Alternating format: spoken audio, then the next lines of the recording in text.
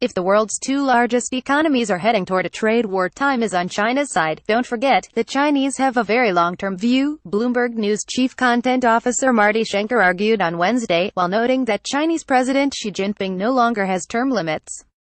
He's going to be there long after Donald Trump is gone.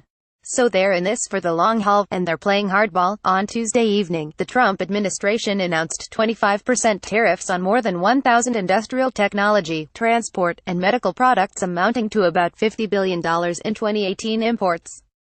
China swiftly countered with proportional tariffs of up to 25% on more than 100 U.S. goods.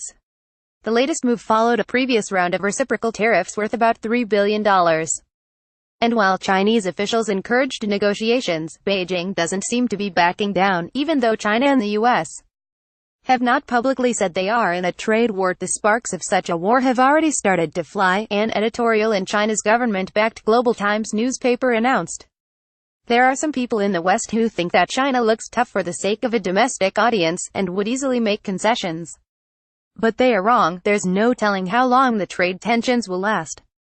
Trump faces pressure that don't exist for Xi, including criticism for market turmoil and political risks in the run-up to 2018 midterm elections.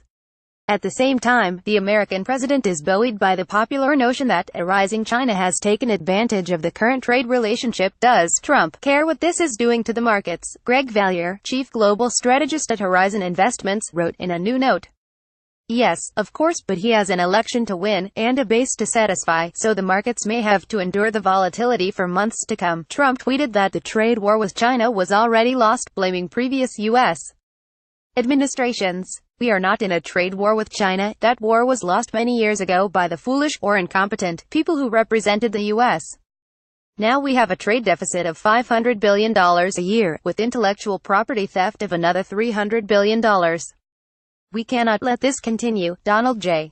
Trump, at Real Donald Trump, April 4, 2018. He later added, when you're already $500 billion down, you can't lose. When asked about the tweet, new top White House economic advisor Larry Kudlow said he was not sure what exactly he's referring to. In any case, markets are jittery as China patiently matches the Trump administration's moves. This is a game of chicken, with both sides seeing the other as the bigger chicken. Scott Kennedy, a China scholar at the Washington-based Center for Strategic and International Studies, told Bloomberg. They are positioned in a way that could create miscalculations on both sides and create an escalatory ladder. Follow Michael B. Kelly on Twitter at Michael Kelly. Follow Yahoo Finance on Facebook, Twitter, Instagram, and LinkedIn. Read more. Trump is becoming the backfire president. The one thing that can control Trump's China tariffs aren't crazy.